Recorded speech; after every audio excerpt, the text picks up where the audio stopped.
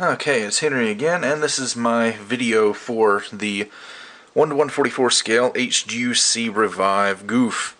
And if you watched the work in progress video, you saw all the steps I did to do this paint job, and this is just the final wrap-up video to show off the finished kit. Now, as far as modifications go, the only modification I did to this kit was the fingers on the hand.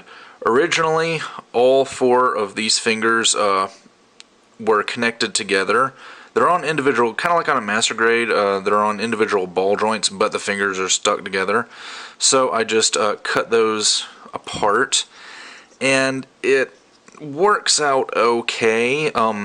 When all four fingers are together, the ball joints are plenty tight enough, but when you separate them, you quickly realize that these ball joints are actually very, very loose. Painting sort of tightened it up a little bit, not a whole lot. So the fingers are still pretty loose. The thumb is perfectly fine. The thumb isn't loose at all, but the four fingers are actually kind of loose, but they can move individually.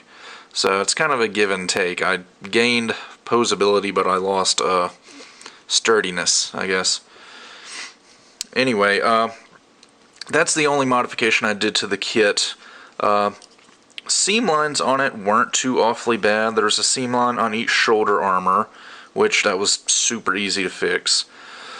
There was a seam line on the back of the leg. Luckily, right here is a panel line, so there wasn't really a need to fill in that part of the seam line, but I did have to get rid of the seam line down here on the back, I don't know, the whatever bell bottoms that the Gouf wears.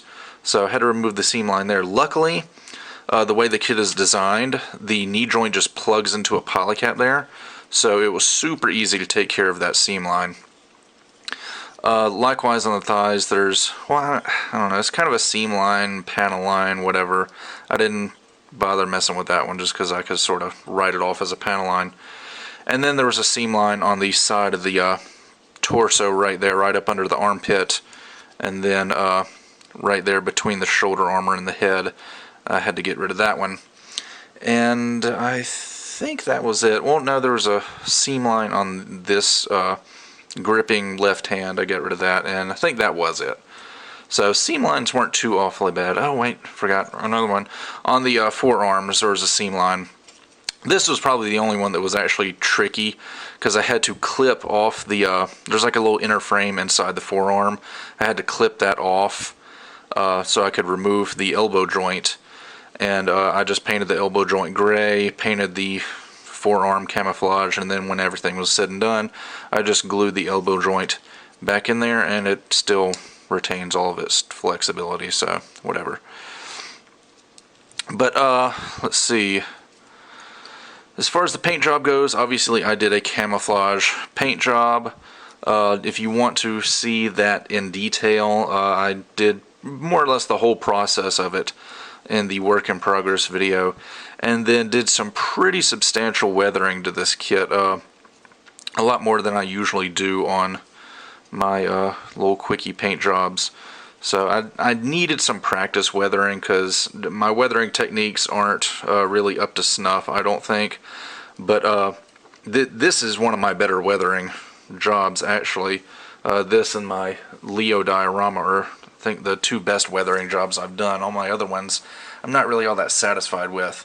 So I'm glad I was able to get in some practice, and I'm going to do some more weathering in the future and just sort of, you know, get better at that, because I'm pretty good when it comes to just a straight paint job, but weathering is something that I need to do more often.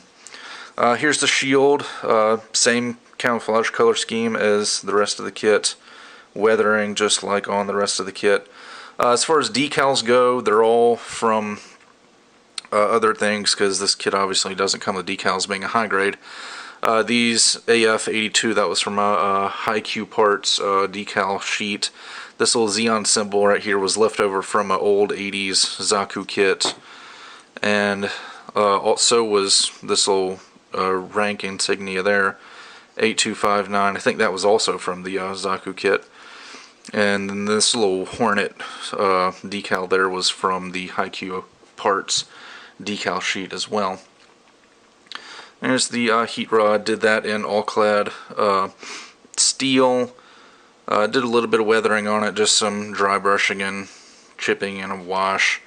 Comes with two heat sabers. Did the handles in that dark blue-green color that the heat sabers are supposed to be. And for the mono eye, I just used a HGUC parts metallic pink sticker. I thought about using a clear plastic lens, clear pink part for that, but just because of that little angry eyebrow that the Gouf has, there's no room to put a clear lens in there, so I just went with a sticker instead. And that's about it. Other than, you know, a couple tricky seam lines and the camouflage paint job, it was fairly straightforward. So, I'm going to cut here and just do a quick little slideshow, and with that, thank you for watching, and I'll see you guys next time.